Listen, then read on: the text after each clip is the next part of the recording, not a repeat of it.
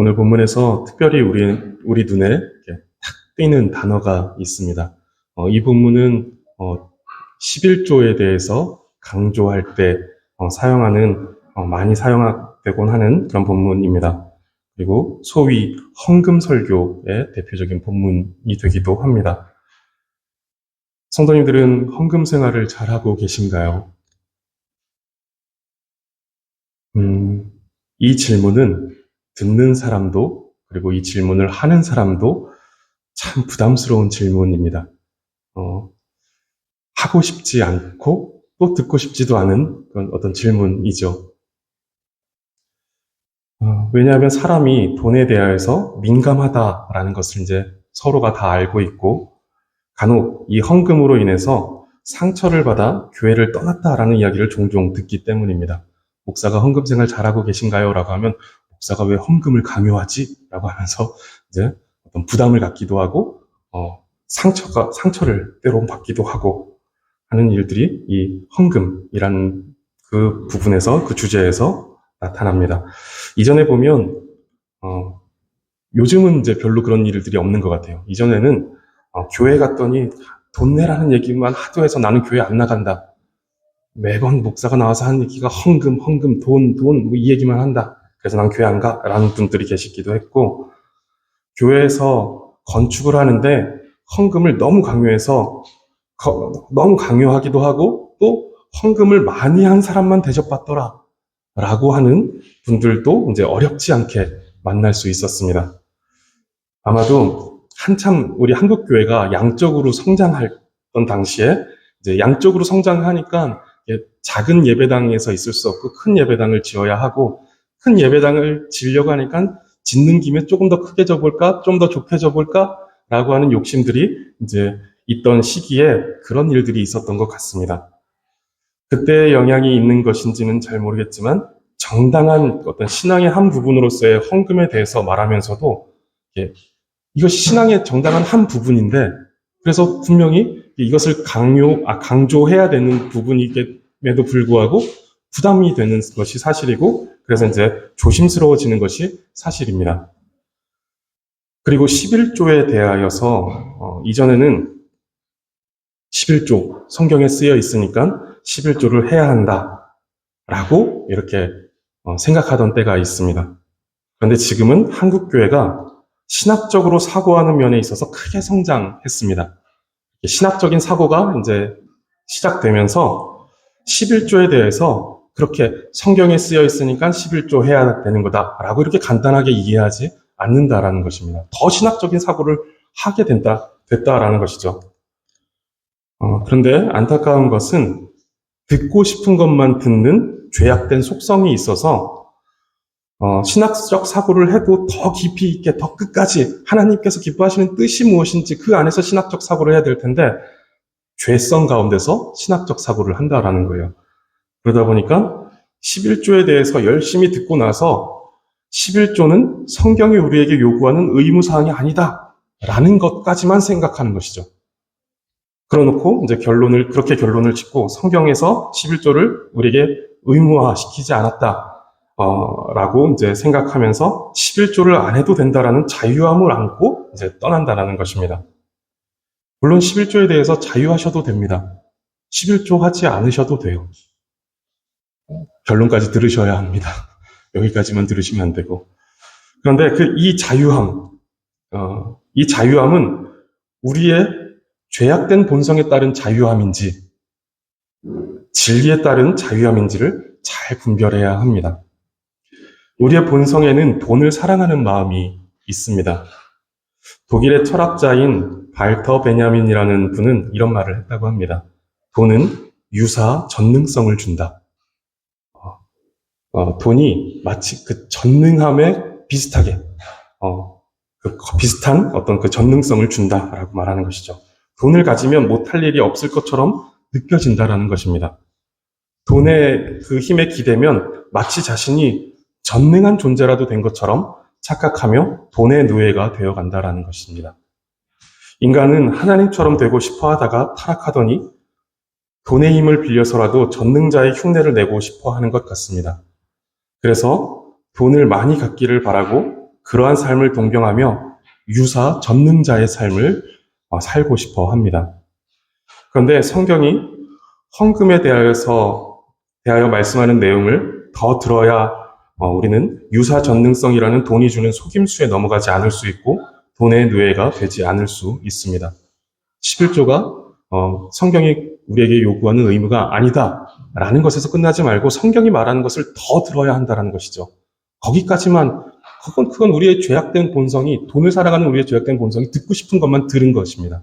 거기까지만 듣고 싶은 것이죠. 11조를 안 하면 참 좋겠다. 그러면 내가 좀 더 넉넉하게 살 수 있을 것 같은데 라는 이 죄악된 본성이 거기까지만 듣게 만든다라는 것입니다. 근데 잘 들여다보면 우리가 그 죄의 노예가 되어서, 그 돈의 노예가 되어서 이 돈을 아까워하는, 하나님 앞에 드리기를 아까워하는 우리의 마음이 거기서 이제 작용하고 있다라는 것을 생각해야 하는 것이죠. 이제 한국교회 11조를 하던 세대는 다 은퇴하고 한국교회는 11조를 하지 않는 세대가 되었다라고 이렇게 말합니다. 이런 평가들이 나오고 있습니다. 11조 세대는 끝난 것이죠. 그 말이 그리고 틀리지 않습니다. 한국교회가 이렇게 급성장하고 또 전 세계 각지로 수많은 선교사님들을 파송할 수 있었던 것에 상당 부분은 11조와 관련이 있을 것입니다. 헌금을 지나치게 강요하였던 부정적인 면이 한국교회의 지난 역사 속에서 있었지만 또 한편으로는 그렇게 모아진 11조와 헌금은 복음을 전하는 일에 매우 효과적으로 사용되기도 했습니다. 인구 비율상 가장 많은 선교사를 파송한 나라가 한국이죠. 전 세계에서. 그리고 그냥 수치로만 봐도 미국 다음으로 한국이 가장 많은 선교사를 파송했다고 할 정도로 정말 많은 선교사들을 파송하여서 그 복음의 일들을 감당했습니다. 이것이 11조와 무관하지 않다라는 것이죠. 그 선교사들, 우리가 계속해서 이 가난함 속에서 교회의 어떤 재정적인 그런 열악함 속에 있었다라면 그 선교사들을 파송할 수 없었을 것입니다. 우리는 그저 영적인 존재들이 아니라 육적인 육체를 가지고 있는 존재이기 때문에 나가서 먹고 살아야 되잖아요. 그들도 어떤 한 공간 안에, 집 안에서 살아야 하잖아요. 이것들을 그냥 주어지는 것이 아니라 성도의 헌금에 의해서 교회가 그들에게 전달하여 그들이 그렇게 할 수 있었던 것이죠. 그리고 아무리 기독교가 지금 현재 욕을 먹어도 교회가 이 사회의 약자들에게 끼치는 긍정적인 영향을 무시할 수 없습니다. 선교와 더불어 구제의 일을 함에 있어서도 한국교회 성도님들의 그 성실한 11조와 헌금은 복음을 전하고 또 소외된 이웃을 돕는 일에 아주 크고 중요한 부분이 되었습니다. 이것에 대해서 부인할 수 없습니다. 그런데 이제 앞서 말씀드렸듯이 11조 세대가 지나갔습니다. 이 말이 그저 간단한 말이 아닙니다. 11조가 들어오지 않으니 교회는 이제 재정적인 위기를 맞았다라는 뜻도 아닙니다. 물론 재정적인 위기를 맞게 되는 것은 사실일 것입니다. 그리고 그런데 우리가 맞이하게 될 더 큰 위기가 있는데 그것은 영적인 위기입니다. 오늘 우리는 이 부분에 대해서 우리가 11조를 하지 않고 헌금을 하지 않는, 온전히 하지 않는 그 부분에 대해서 함께 생각해 보면 좋겠습니다. 11조를 하지 않는 세대가 되었다라고 하는데 이것이 그저 11조가 성경에서 요구하는 의무가 아니다라는 것을 발견하고서는 11조를 안 해도 된다라는 어떤 그런 자유함을 얻게 된 그저 그런 부분인지 아니면 이것이 무엇을 의미하고 있는지 영적으로 우리에게 어떤 메시지를 주고 있는 그런 상황인지 이것을 우리가 말씀을 통해서 우리의 생각 그리고 우리의 헌금 생활을 점검하는 시간이 되었으면 좋겠습니다. 오늘은 말라기서의 6가지의 논쟁 가운데 5번째 논쟁입니다. 7절을 보시면 하나님께서 너희 조상들의 날로부터 너희가 나의 규례를 떠나 지키지 아니하였도다. 그런즉 내게로 돌아오라. 그리하면 나도 너희에게로 돌아가리라. 라고 말씀하십니다. 우리가 지난주에 이제 잠깐 보았던 3장 6절 말씀을 보시면 하나님은 변하지 않는 분이시다 라고 말씀하시고 그래서 야곱의 자손들은 그 변하지 않는 하나님으로 인해서 소멸되지 않는다 라고 이렇게 말씀하였습니다. 하나님의 불변성과 신실하심을 따라 택하시고 사랑하신 그 백성을 끝까지 사랑하신다라는 것입니다. 백성을 사랑함에 있어서 하나님의 그 신실하심이 변함없다라는 것이죠. 그런데 7절에서 말씀하시는 것은 하나님은 이처럼 신실하게 하나님의 백성을 사랑하시는데 백성들은 하나님 앞에서 하나님을 향해서 신실하지 않았다라는 것입니다. 그들은 하나님의 규례를 신실하게 지키지 않았습니다. 하나님 앞에 신실하게 살아가려고, 경건하게 살아가려고 하지 않았다는 것이죠. 하나님의 그 신실하심에 대해서 신실하게 반응하는 것을 경건이라고 하는데 경건하게 살아가지 않았다라는 것입니다. 하나님을 신실하게 섬기려고 하지 않았다라는 것이죠. 그렇게 하나님을 떠났습니다. 여기서 조상들의 날로부터라는 표현은 복수로 되어 있습니다. 원어에 보면은 히브리어에 보면 복수로 표현되고 있다는 것입니다. 조상들의 날들로부터 이렇게 표현되어 있다는 것입니다. 이 말은 어쩌다 하루 하나님의 규례를 어쩌다 하루 이렇게 떠난 것이 아니라 매일매일 오래전부터 그래왔다라는 것입니다. 우리에게 주어졌던 지난 과거의 모든 날들이 하나님을 떠났고 또 하나님에게서 이제 멀어진 상태로 살아왔다라는 것입니다. 그리고 그렇게 매일매일 오래전부터 떠났다라고 말할 때 이 떠났다라는 표현은 단순히 그냥 이렇게 떠났다, 멀어졌다라는 것을 말하는 것이 아니라 원치 않는 대상을 쫓아버리는 행위를 말합니다. 쫓아버렸다라는 것이죠. 하나님의 규례가 마음에 들지 않자 마음에 어떤 적극성을 가지고 이 규례에서 떠나버리고 그 규례를 내팽개쳐 버렸다라는 강한 어조로 쓰여져 있다라는 것이죠. 하나님의 규례가 주어졌고 또 그 하나님의 규례가 적용된다라는 것은 하나님의 백성이라는 것을 의미합니다. 하나님의 백성이기 때문에 하나님의 규례가 주어졌고 그 규례가 적용되고 있다는 거예요. 그 규정을 지켰을 때 벌을 받기도 안 지켰을 때 벌을 받기도 하고 지켰을 때 상을 받기도 하는 이런 하나님의 규례, 하나님의 법이 적용되고 있다는 것은 하나님의 백성이다라는 것을 의미합니다. 그리고 그 규례를 지킨다라는 것은 하나님의 백성답다라는 것을 의미합니다. 그래서 우리가 십계명을 우리가 매주 예배 시간에 살피면서 그것으로 우리의 삶을 돌아보는 것은 우리가 하나님의 백성다워지기 위해서 그런 것입니다. 하나님의 백성답다라는 것은 그 10계명의 내용을 우리가 지켜 행하기로 결심하는 것이고 또 그렇게 행하도록 노력하는 것이고 그것에서 나를 점검하는 것. 이것이 이제 하나님의 백성다워지는 우리의 모습, 우리의 신앙이다라는 것입니다.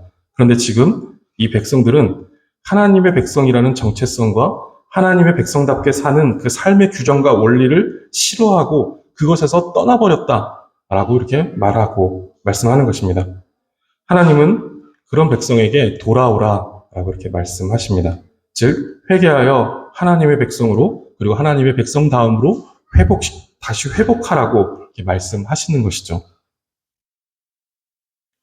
그렇게 회개하고 돌이키면 하나님께서도 그들에게 돌아가시겠다라고 이렇게 말씀하십니다.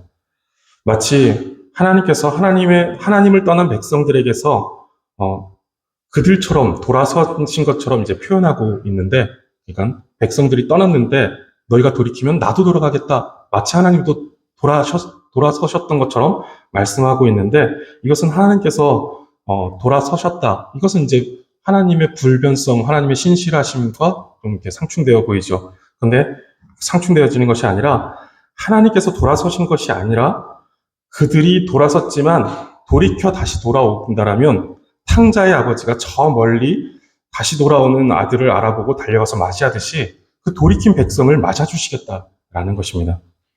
하나님은 하나님을 떠난 백성들에게 이처럼 관대하게 말씀하시는데 백성들은 이렇게 말합니다. 우리가 어떻게 하여야 돌아가리이까? 이것은 이렇게 읽히죠. 우리가 돌아갈 방법을 모르겠으니 돌아갈 방법을 알려주세요 라고 하는 것처럼 보입니다. 근데 이것은 다른 식으로도 해석이 될 수 있는 여지가 있는데 앞선 논쟁의 패턴으로 보았을 때 이것이 그냥 우리가 하나님께 돌아가고 싶은데 돌아갈 방법을 모르겠습니다. 알려주세요 라고 하는 것이 아니다라는 거예요. 이것은 오히려 그 앞선 논쟁의 패턴으로 보아서 우리는 당신을 떠난 적이 없는데 어떻게 돌아가야 한다라는 것입니까? 라고 보는 것이 더 합당한 해석일 것 같다라는 것입니다. 이들은 자신들이 하나님을 떠난 적이 없다라고 생각하고 있는 것입니다. 더러운 떡과 온전치 않은 그런 어떤 짐승을 드린 것도 어쨌든 드린 것이 아니냐라고 생각하는 것이죠. 이렇게 하나님께 날마다 우리는 떡을 가지고 짐승을 가지고 하나님 앞에 날마다 나아가서 제사 드리고 예배하고 있는데 우리가 언제 하나님을 떠났다고 지금 돌아오라고 말씀하시는 것입니까? 라고 말하는 것이죠. 이렇게 양심이 굳어져서 자신들이 하나님을 떠났는지도 모르고 우리가 떠난 적이 없는데 어떻게 돌아가란 말입니까? 라고 반문하는 이들에게 하나님은 그들이 하나님을 떠난 여러 죄악의 증거들 가운데 한 가지를 말씀해 주시는데 그것이 11조와 봉헌물입니다. 11조와 봉헌물을 통하여서 그들이 하나님을 떠났다라는 증거를 하나님께서 삼고 계시다라는 것이죠. 그들이 하나님께 드려야 하는 11조와 봉헌물을 온전히 드리지 않은 것입니다. 하나님은 그것에 대하여서 너희는 나의 것을 도둑질하였다 라고 이렇게 말씀하십니다. 11조와 봉헌물이 하나님의 것, 나의 것이다 라고 이렇게 말씀하고 계시는 것이죠. 너희는 나의 것을 지금 도둑질했어 라고 말씀하십니다. 이들은 계속해서 자신들이 무엇을 잘못했는지 어떤 죄를 짓고 있는지 전혀 깨닫지 못하고 있습니다. 이들은 지금 11조를 드리지 않고 봉헌물을 드리지 않는 것에 대하여 그것이 죄라는 것조차 인지하지 못하고 있습니다. 8절 초반부를 이제 보시면 맨 위에 하얀 글씨로 보시면 사람이 어찌 하나님의 것을 도둑질하겠느냐라고 말씀합니다.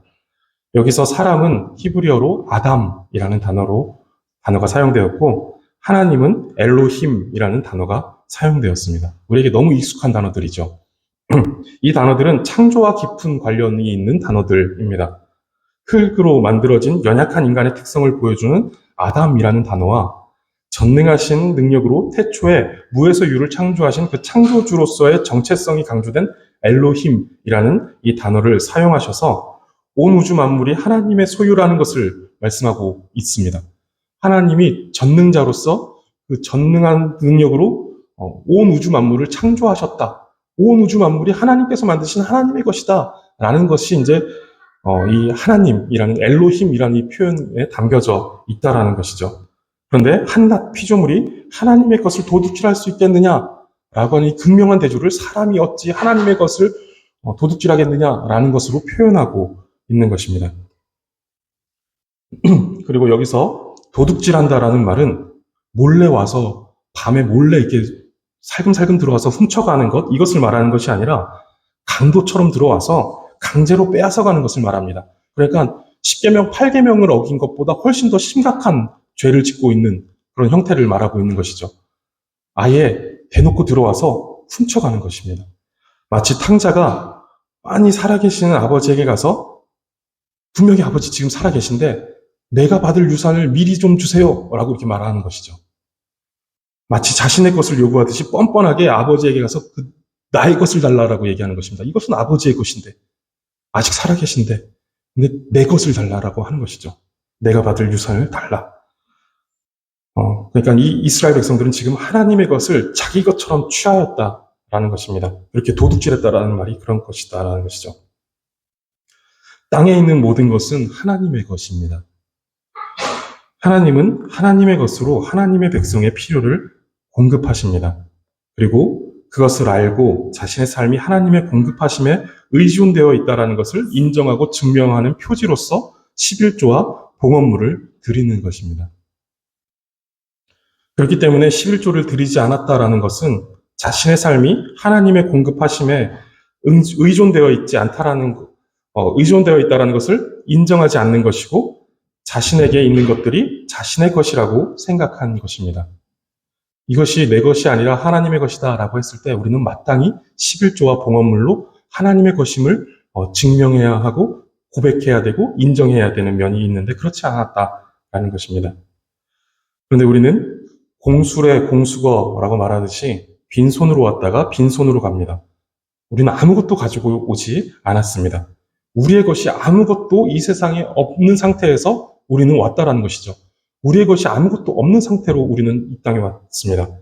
이 세상에 왔을 때 이 세상 온 우주 만물의 주인이시며 우리의 주인이신 하나님께서 우리의 쓸 것을 공급해 주셨습니다. 그런데 우리의 죄된 본성은 그것이 우리의 것이다라고 생각합니다. 그러나 아무리 그것이 우리의 것이다라고 우리가 한평생을 살아간다 할지라도 죽을 때 우리는 아무것도 가져가지 못합니다. 우리의 것이 아니다라는 것이죠. 우리가 영원토록 소유할 수 있는 우리의 것이 아니다라는 것입니다. 우리는 잠시 청지기로서 하나님께서 주신 것을 맡아서 사용할 뿐입니다. 청지기는 주인의 뜻에 따라 맡기신 것을 사용해야 합니다. 그래서 구약 성경에서 하나님은 창조주로서 또 모든 만물의 주권자로서 이스라엘 백성에게 특별한 목적을 위해 11조와 봉헌물을 드릴 것을 명령하십니다. 이 11조라는 용어가 예수님께서 십자가에 달리시고 부활 승천하신 이후에 교회 시대가 초대교회들이 이제 시작된 이후로는 성경에서 이 단어가 사용되지 않습니다. 11조라는 단어가 사용되고 있지 않습니다. 11조의 용도와 관련이 되는데 11조의 용도 가운데 하나는 성전의 유지보수였습니다. 그 제사장들이 제사를 드리는 그 성전에 유지보수하는 비용으로서 사용하는 것이 있었고 또 성전에서 봉사하는 제사장들과 레위인들의 생활비로 사용되었습니다. 그런데 예수님께서 십자가에서 영원한 제사를 드리심으로 성전이 더 이상 필요 없게 되었고 성전은 이제 용도 폐기되었습니다. 그렇게 제사장과 레위인들의 역할도 사라지게 된 것이죠. 그러니 초대교회가 구약의 11조 개념을 가지고 더 이상 헌금을 드릴 이유가 없어진 것입니다. 그것은 우리에게도 동일하게 적용이 되죠. 성전이 더 이상 있지 않으니 그 성전을 유지보수하고 또 레위인과 제사장들을 위해서 바쳐야 했던 11조는 더 이상 드릴 이유가 우리에게 없어진 것입니다. 구약시대에 하나님은 11조를 명령하시며 그 용도를 크게 성전 유지보수, 기업을 분배받지 못했던 레위인들의 생활비, 그리고 가난한 자와 고아와 과부와 나그네를 구제하는 일, 대강 크게 이 일들을 위해서 사용하도록 하나님께서 정하셨습니다. 이 중에 구약의 상황을 고려하여 드려진 11조는 드려야 할 근거가 사라졌습니다. 성전과 제사장이 사라졌으니 그들을 위해 명령하신 그 11조는 드릴 이유가 없어졌다라는 것이죠. 그리고 가난한 자와 고아와 과부와 나그네를 구제하는 그 용도는 신약에 와서는, 교회 시대에 와서는 11조라는 이름이 아니라 연보, 부조라는 등의 이름으로 드려지는 것을 우리는 볼 수가 있습니다. 그럼 우리는 11조를 드릴 성경적인 이유는 없다라는 결론을 생각해 볼 수 있습니다. 11조를 안 드려도 괜찮다라는 거예요. 그런데 우리가 생각해야 할 것은 지금 11조라고 이름 지어진 그 헌금의 한 형태, 그 11조에 대한 것이 아니라 하나님의 것에 대한 것입니다. 우리는 하나님의 것이다, 하나님의 것, 이것에 대해서 생각해야 한다라는 것이죠. 구약의 개념 속에 있는 11조는 하지 않으셔도 됩니다. 그러나 하나님의 것은 반드시 하나님께 드려야 합니다. 하나님은 구약 시대나 신약 시대나 모두 하나님의 것을 백성들에게 공급하시어 살게 하십니다. 우리는 이것을 기억해야 합니다. 내 것이 아니라 하나님의 것이며 하나님은 하나님의 것을 우리에게 맡기시며 청지기적 사명을 살게 하십니다. 10절을 보시면 만군의 여호와가 이르노라 너희의 온전한 11조를 창고에 들여 나의 집에 양식이 있게 하라 하고 라고 이제 말씀하십니다. 즉 하나님의 것 가운데 일부를 창고에 들여 나의 집에 양식이 있게 하라고 명령하십니다. 창고, 나의 집, 이것은 이제 성전의 창고를 의미합니다. 구약시대에 성전의 한 곳에 위치해 있었던 창고를 의미하는데 그곳을 11조로 채우라는 것입니다. 왜냐하면 그 창고에 쌓여진 것으로 제사장들과 레위인들 그리고 고아와 과부와 나그네들을 구제하는 용도로 사용되어지기 때문에 그렇습니다. 그러면서 그렇게 하는 것으로 하나님을 시험하여 보라 라고 이렇게 말씀하십니다. 그들이 하나님의 것, 그러니까 곧 11조와 봉헌물을 가지고 하나님의 창고에 드렸을 때 하나님께서 그들에게 하늘문을 여시고 복을 쌓을 곳이 없도록 붙지 아니하는지 시험해 보라 라고 이렇게 말씀하시는 것이죠. 여기서 이제 시험하여 보라는 것은 온전한 11조를 하나님께 드릴 때, 즉 하나님의 것을 하나님의 것으로 알고 그것에 대한 청지기적 사명을 가지고 신실하게 하나님의 명령을 따를 때, 그래서 하나님의 것을 하나님 앞에 돌려드리는 것을 즐거워할 때, 이 규례를 잘 지켜 행할 때 하나님께서 복을 주실 것인데 그것을 경험해 보라는 것입니다. 하나님이 이렇게 주시는지 안 주시는지 어디 한번 보자라고 이렇게 시험해라는 것이 아니라 하나님께서 복을 주실 것인데 그것을 경험해 보라는 것이에요. 하나님이 복을 주실 것이니까 이걸 한번 해보라는 것이죠. 체험해봐라, 경험해봐라 라고 하는 것입니다. 하나님은 변함없으시고 신실하신 분이십니다. 그런데 우리는 하나님의 불변성과 신실하심을 충분히 신뢰하지 못합니다. 그래서 하나님의 공급하심을 신뢰하지 못하고 의심하고 염려하는 것이죠. 하나님, 내가 이렇게 하나님 앞에 다 드리고 나면 나는 어떻게 살아? 하나님이 정말 채워주실까? 라는 이런 의심과 염려가 우리 속에 자리 잡으면서 하나님의 것을 도둑질하기 시작한다는 거예요. 마땅히 하나님 앞에 돌려드려야 하는데 염려가 쌓이는 것이죠. 그러면서 하나님의 것을 내 것인 양 나의 창고에, 하나님의 창고에 드려야 할 것을 나의 창고에 쌓아놓으면서 자기 스스로를 의존하려고 합니다. 시험하여 보라라고 말씀하시는 것은 변함없이 신실하게 우리에게 복 주시는 그 하나님을 신뢰하라는 것입니다. 하나님을 신뢰할 때 하나님께서 복 주실 것이다 라는 것이죠. 그 하나님을 신실하게 따를 때 하나님께서 쌓을 곳이 없도록, 쌓을 곳이 없다라는 것은 감당이 되지 않을 만큼 복을 주시겠다라는 것입니다. 내가 너한테 복을 줄 것인데 너가 감당이 되지 않을 만큼 내가 주겠다. 너가 그 기쁨에 겨울 만큼 내가 복을 주겠다 라고 말씀하시는 것입니다. 이것을 경험하라고 하시는 것이죠. 11절 말씀은 하나님의 공급하심을 신뢰하며 온전한 11조를 드리는 백성에게 복을 주시는데 어떻게 주시는지 보여주십니다. 메뚜기를 금하여 토지 소산을 먹어 없애지 못하게 하시고 포도 열매가 익기도 전에 떨어지는 일이 없게 하신다라는 것입니다. 우리가 열심히 수고하지만 하나님께서 결실하게 하지 않으시면 우리의 수고는 헛될 뿐입니다. 그런데 하나님께서 그것이 결실하도록 도우시겠다라는 것입니다. 이리 가도 복을 받고 저리 가도 복을 받게 하신다는 것이죠. 이 땅에다가 뭘 심어놔도 곡식을 심어도 결실하게 하고 저기다가 심어놔도 결실하게 하시겠다라는 것입니다. 그리고 12절을 보시면 너희 땅이 아름다움으로 라고 말씀하시는데 이 말은 그 땅이 결실하는 땅이 된다라는 것이죠. 너희가 머무는 그 땅이 결실하는 땅이 되어서 그 땅으로 말미암은 기쁨이 충만해질 것이다 라는 것을 말합니다. 그러면서 이제 이어지는 말에 모든 이방인들이 너희를 복되다 하리라. 너희의 그런 모습들을 보면서 이방인들이 너희를 복되다라고 말할 것이다 라는 것입니다. 이때 복되다라는 표현은 우리가 이전에 한번 산상수훈을 하면서 살폈던 단어인데 아슈레라는 단어입니다. 아슈레라는 단어인데 이것은 이제 심령이 가난한 자는 복이 있나니 애통하는 자는 복이 있나니 온유한 자는 복이 있나니 할 때 이 복은 심령이 가난한 결과로 주어지는 복이 아니라는 것입니다. 심령이 가난하기 때문에 너의 심령이 가난함을 보고 내가 너에게 복을 주겠다라고 말씀하시는 것이 아니라는 것이죠. 이것은 심령이 가난한 그 상태가 복이다라고 말하는 것입니다. 심령이 가난한 자, 당신은 복된 존재입니다 라고 말하는 것이죠. 심령이 가난하니 내가 너에게 복을 주겠다, 천국이 너의 것이다 라고 하는 것이 아니라 심령이 가난한 당신은 복된 사람입니다. 왜냐하면 하나님의 나라가 당신의 것이기 때문입니다 라고 이렇게 말한다는 것이죠. 이 아슈레라는 단어가 이 복된 존재, 복된 상태를 가리킨다라는 것입니다. 무엇을 얻는 것이 아니라 그 존재 자체가 복된 존재다라는 것이죠. 이 단어는 우리가 잘 아는 시편 1편에 복 있는 사람이라고 할 때 사용되는 단어이기도 합니다. 시편 1편에서 복 있는 사람을 묘사할 때 시편 1편 3절을 보시면 시냇가에 심은 나무에 이것을 빗대어서 설명합니다. 이때 이 나무는 시냇가에 심은 나무입니다.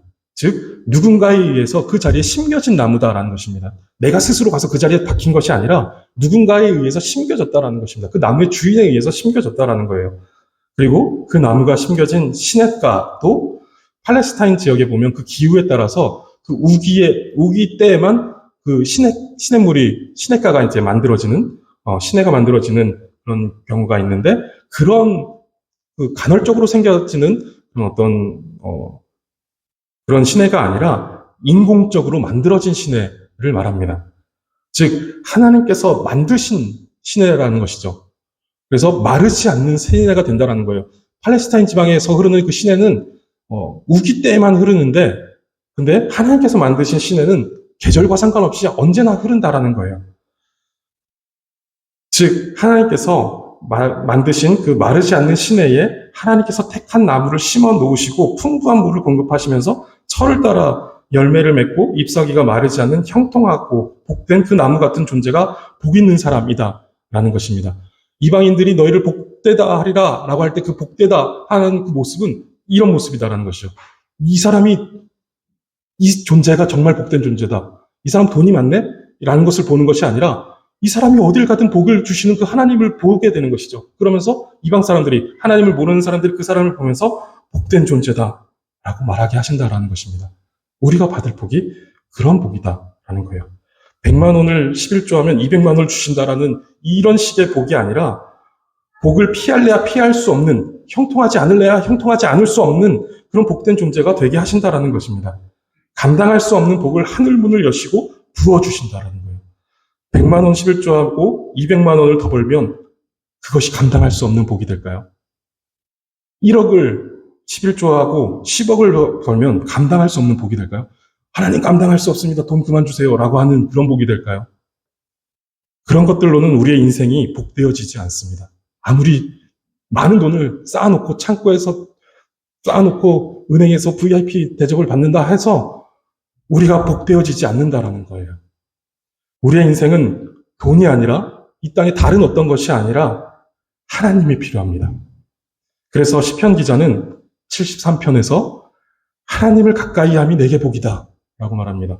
복이 쌓을 것이 없는 재물이 나에게 쌓여지는 것이 내게 복이 아니라 하나님을 가까이 하는 것이 내게 복이다 라고 이렇게 말하는 것이죠. 성경이 말하고 있는 정말 그 복이라는 것은 외부에서 나에게 주어진 어떤 물질적인 복이 아니라 하나님이 나와 함께 하시는 것, 내가 하나님을 가까이 할 수 있다는 것이 복이다 라고 하는 것입니다. 그런데 그 복을 지금 하나님께서 오늘 본문에서 어떤 사람이 누릴 수 있느냐라고 할 때 온전한 11조를 창고에 들여 나의 집에 양식이 있게 하는 자에게 주시겠다라고 말씀하십니다.